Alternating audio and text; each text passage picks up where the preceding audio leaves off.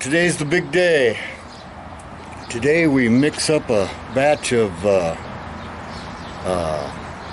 beeswax and some boiled linseed oil, and we're gonna paint it onto this, and we're gonna take an iron and even it out and just make it look like it's supposed to, I hope. We've got the beeswax over here melting, and I'll set the camera up when it's time, and we'll see what happens. See if we have to call the fire department or not. Hope not.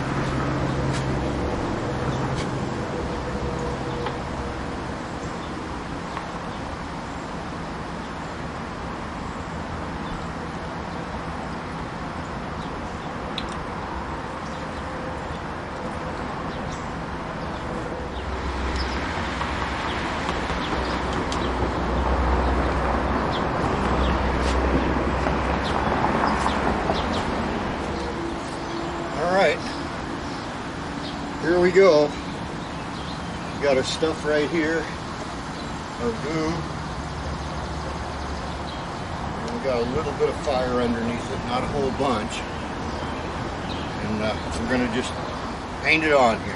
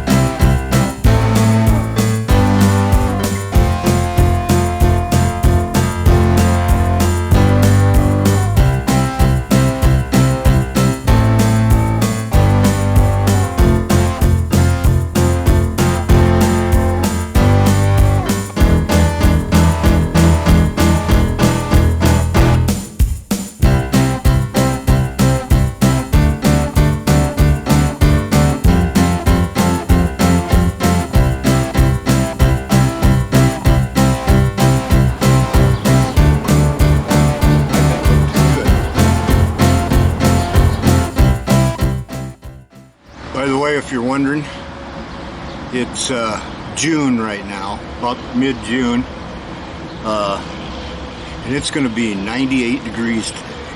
So I figured this was a good day to light a fire and stand by a kettle of melting wax. I don't think I thought this through. Oh well. Right now we're waiting for my iron to heat up, and then we'll see if we can make this look like something, because frankly it looks a bit shitty right now, so we'll see.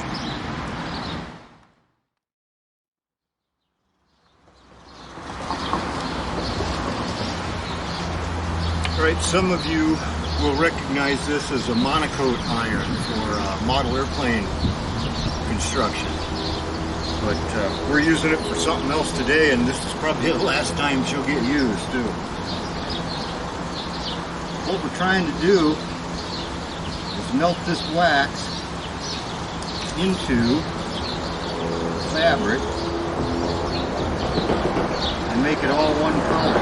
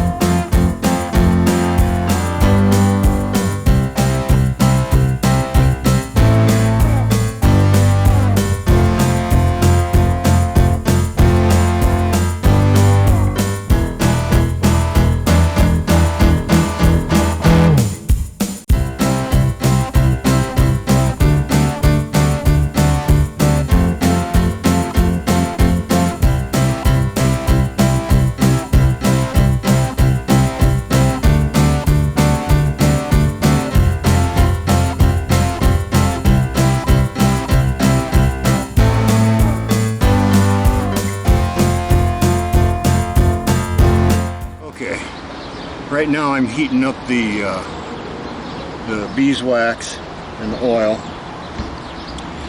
because it didn't soak in all the way around where I've got the double and triple layers of the seams, or the edges, hems, whatever you want to call them. So I'll douse those with a little bit of it and then heat it with an iron, and then I think we're pretty close to having this the way we need it. It's looking pretty good. Okay, I never hit record, so we're going to do this all over again. Swear.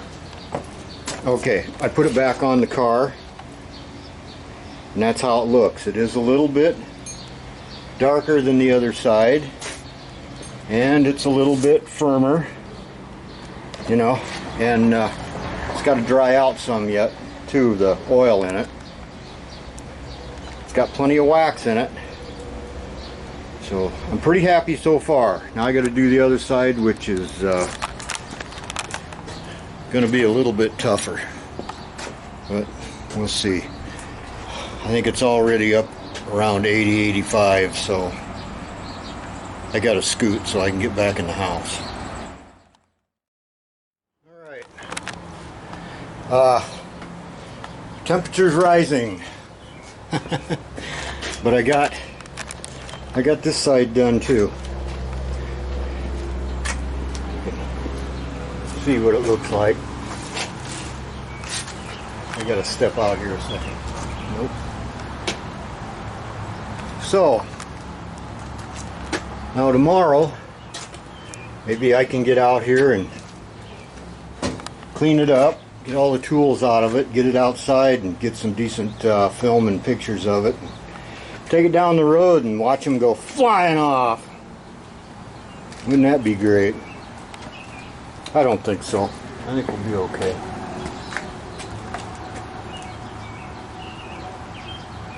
Alright, that's it for today. Okay. We're gonna take a look at this out in the sunshine and see what everybody thinks.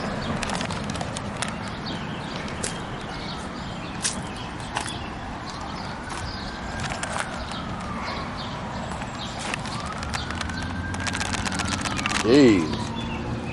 Quit shaking, Grandpa.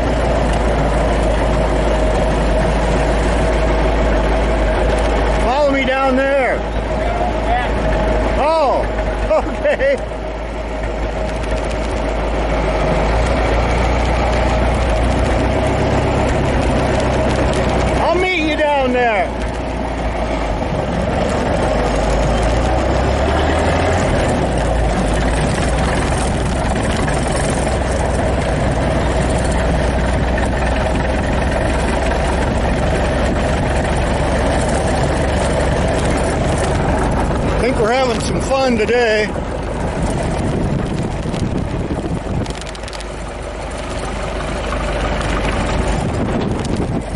little bit whoopty-dooey down here.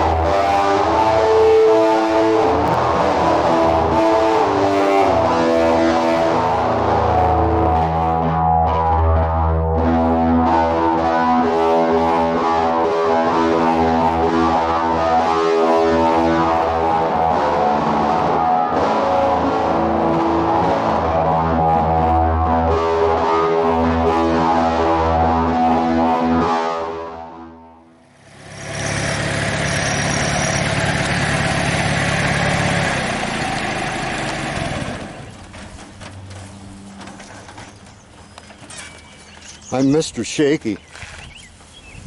Boy, I tell you one thing I don't like about this. I hit a bump. Fortunately, it's at low speed. I hit a bump just right. I get a death wobble out of the thing. Do you? Yeah. Well, I'll tell you what. That road past the water department, Yeah. that is the death wobble test site. It usually doesn't give it to me until the best time is going, like going down here in a couple of those potholes. And she starts at, Really? yeah, 30 and a half or 31 and a half, one of the two. Now, some guys that try to squeeze the last little bit out, they'll convert back from these to these because they're like a ½ inch to an inch bigger, they say. Okay. So, but I ain't doing that because these work so good.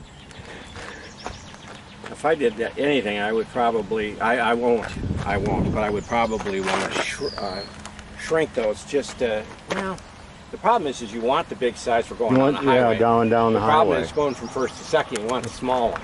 Yeah. Well, you seem to get from first to second just fine. Well, in front of you, I was even, I hadn't thrown the brake lever all the way forward, so going, shit, you dumbass. Twice I did that. It goes, once it goes up into second, she goes pretty good. Yeah, oh yeah, I don't know how fast we were going, but we were moving along. Yeah, she goes. My speedometer, when it gets past 40, it starts to jump. Okay. I've got a little bit too much oil in there, and you got to keep the oil away from the part that turns. Yeah. Yeah, see, you see the wire hanging here. I got the next one is, I found out that I had the O2 sensor actually wired incorrectly. Oh, okay. So the next thing, I'll connect my meter up and see if I can't get a better reading. Although I don't think she's too far off based on the way the plugs look and stuff. How's this start? Does this start pretty good when it's cold? It's a little, I haven't got the trick down yet. She's not hot. I got to turn her and pull the choke, but I can't leave it on for too long. Okay. And then I got to pull down a little time. It's. I haven't got all the. You do this with this and that, and that, and that, this and this is how you get it to work. You know. So she's a little ornery for me in cold start. Okay. Sure made me look like a chicken shit, though. You better put that on your video. Yeah. Oh, starting it. Yeah. Well, I've seen guys start this a lot of different ways. Some of them frighten me to death. Right. Yeah, but the easiest way I know is to get it up on compression and hang on to either the fender or the wheel.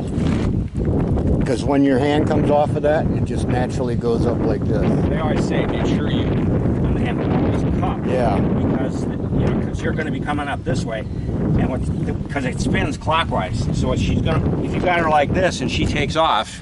Yeah. And still stay stuck in there. It's supposed to disengage, but supposed to. When You you're know 100-year-old, you're supposed to do a lot of stuff. You know how many YouTube videos there are of guys grabbing them like this and going like that? No, they say And they're just asking for it. That's where you get it. Just asking for it. And I try to keep in the habit of ignition off, lever up. Because This one will start on magneto too. I'm very surprised.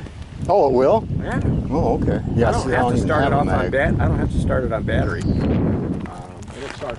Now, what's weird about the mag, and I think I explained this one the other day, is that in order to find the optimal way, and that's why I'm a little surprised that I still got to put more timing into it when I'm driving it, is these, if you put them on magneto, go from 4 volts at a low speed to 30 volts at a high speed, so they make an automatic compensation. Automatic advance. Yeah, and when I did the calcs, it looks like if I run it on magneto, you don't need to be adjusting the spark, maybe a touch for uphill, downhill, heavy uphill, heavy down, a little touch for that, but generally that will make your changes. Now you're running a straight distributor, so you've got no voltage changes. No voltage change, no. So it's amazing that you don't have to make major swings. Going uphill, I just back it back. Yeah. Retard it a little. Yeah. When I get over the top of the hill, I bring it back to advance. I've got a little line painted in red to where to push it to once it gets started. Right. That's level ground, drive anywhere you want, and then if you're going up a hill and it just doesn't feel quite right, just back it off.